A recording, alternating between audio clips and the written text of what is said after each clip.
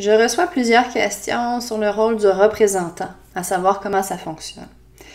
Donc, le rôle du représentant, on est dans un contexte de constellation de groupe. Le représentant, c'est lui qui va avoir à représenter une personne dans le clan de la personne qui est constellée ou encore un concept. Par exemple, on peut représenter l'objectif de la personne.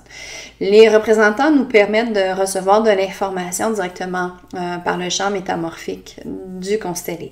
Donc, c'est vraiment une grande richesse. C'est là où ce jeu de rôle, cette mise en scène-là, nous offre toute la richesse de la transmission du message. C'est là aussi où on peut jouer avec ces représentants-là. Donc, même si on a la lignée du père, la lignée de la mère, on peut les mettre dans la même salle, même si on a des gens qui sont décédés, on peut aussi aller contacter ce que cette personne-là signifie pour le constellé. Alors, comment ça fonctionne initialement? Ben, la personne qui est constellée va être invitée par le facilitateur à aller chercher des représentants.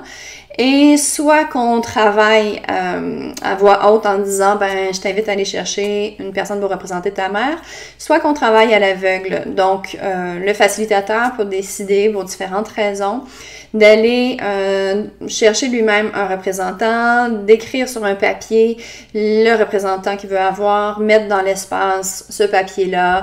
Donc, il y a différentes façons de travailler selon l'objectif et selon l'orientation du facilitateur. Donc, tout ça est indiqué au fur et à mesure du travail. On ne sait jamais à l'avance qu'est-ce qui se présente de toute façon. Si vous avez à être constellé et à choisir des représentants, donc ça se fait vraiment avec l'intuition. C'est pas un choix de qui a l'air sympathique, qui ressemble physiquement à ma mère. C'est vraiment, je sais pas logiquement pourquoi, mais je suis appelée par cette personne-là. Donc, on est invité à se lever pendant la constellation, à regarder le cercle de personnes, de participants dans la journée, et puis aller chercher la personne. Donc, en toute simplicité, un contact physique, généralement les mains sur les épaules, demander à la personne, est-ce que tu acceptes de représenter? Et là, on nomme en fait le rôle que le facilitateur nous a proposé. Par la suite, donc pour ce qui est du représentant, on se lève, donc on accepte la demande, et puis ce qu'on a à faire, c'est d'abord de laisser le constellé nous placer dans l'espace. Donc, dans un premier temps, il y a le placement qu'on fait. Donc, on place dans l'espace.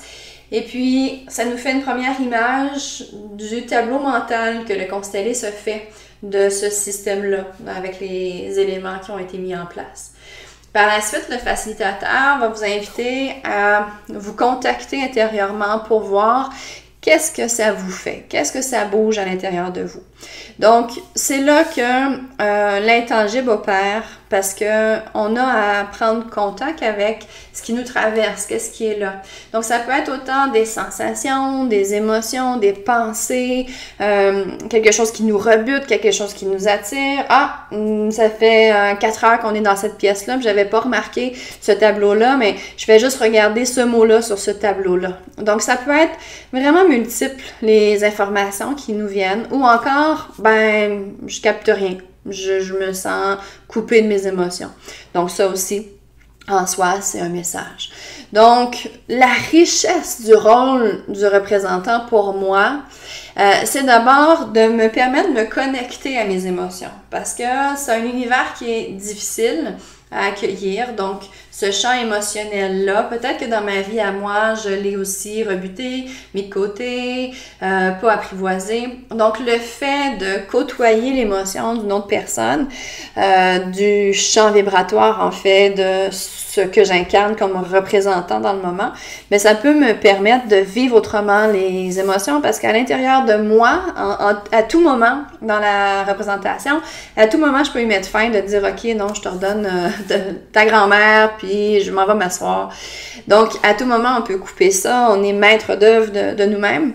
Et puis, on est conscient que cette pensée-là ne m'appartient pas. J'ai envie de dire telle chose à tel autre représentant, mais c'est pas Ève Gaudreau qui le pense, là. Mais c'est vraiment fort à l'intérieur de moi. Il y a quelque chose qui veut émerger. Alors, c'est vraiment intéressant, cette richesse-là, de côtoyer une émotion qui n'est pas la sienne, mais qu'on côtoie dans ses fibres. Donc, c'est vraiment une approche qui est kinesthésique, donc qui permet de bouger avec son corps. C'est peut-être pour ça que j'avais envie d'être debout aujourd'hui pour vous répondre. C'est qu'il y a vraiment un mouvement qui s'installe. Donc, premièrement, une des richesses, c'est de côtoyer cette émotion-là, de l'apprivoiser pour permettre à ce que j'appelle la rivière émotionnelle de continuer de s'écouler et que je me désidentifie de ces émotions-là. Parce que toujours, Ève est la représentante. Donc, à l'intérieur de moi, il y a des liens qui se font avec ce que je représente.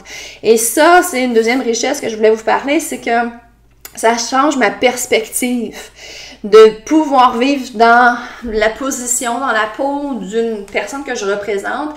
Ça change ma perspective, mon point de vue sur ce que moi-même je vis. Donc, si par exemple, tu sais, la classique, la personne qui reproche à ses parents de ne pas avoir été là, de ne pas pouvoir le regarder, et puis, tu sais, toute la grogne qu'on peut porter par rapport à nos parents.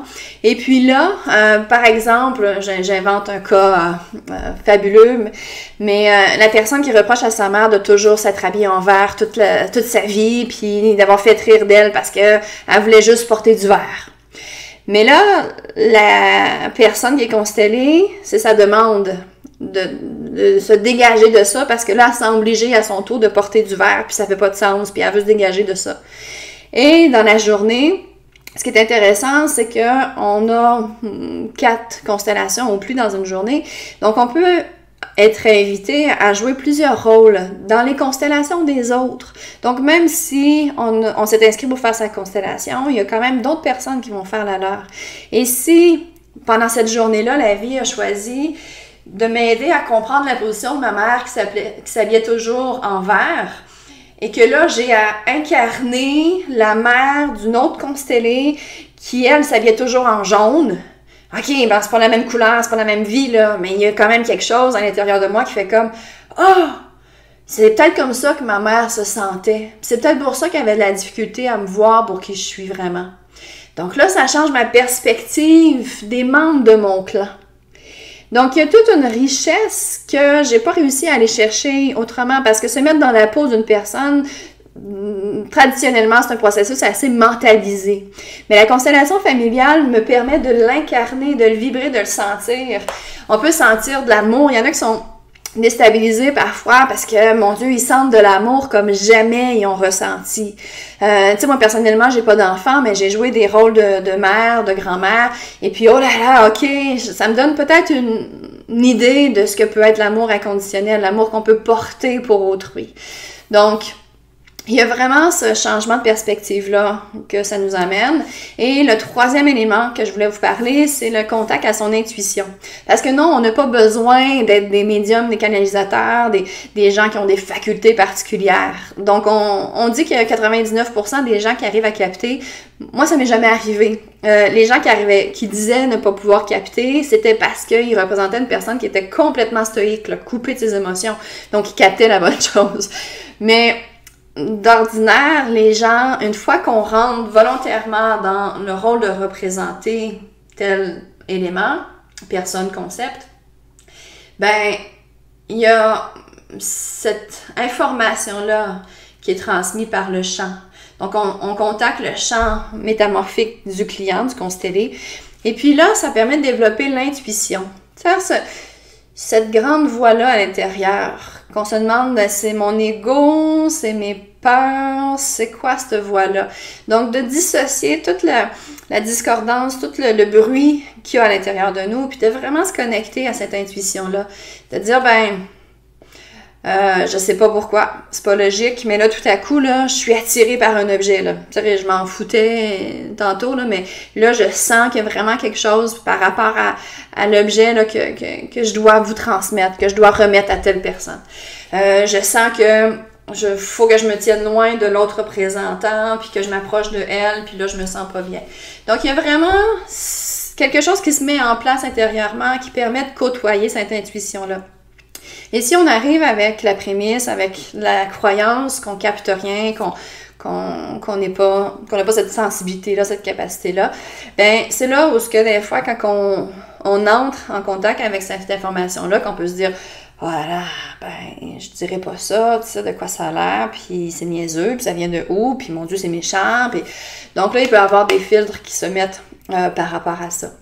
Donc, c'est vraiment un outil qui permet de prendre du recul, de changer sa perspective, de côtoyer les émotions dans un contexte que c'est pas les miennes et d'observer des croyances, d'observer ce qu'une autre personne a pu vivre en fait.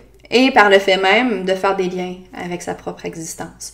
Alors voilà, j'espère que ça clarifie cet élément-là. Il y aurait beaucoup à vous dire, mais en même temps, des fois, c'est de plonger et arrêter de mentaliser. Donc, actuellement, je réponds à vos questions avec une grande ouverture parce que je sais que c'est un défi d'entrer dans ce processus introspectif-là, de faire le plongeon à l'intérieur de ce champ métamorphique.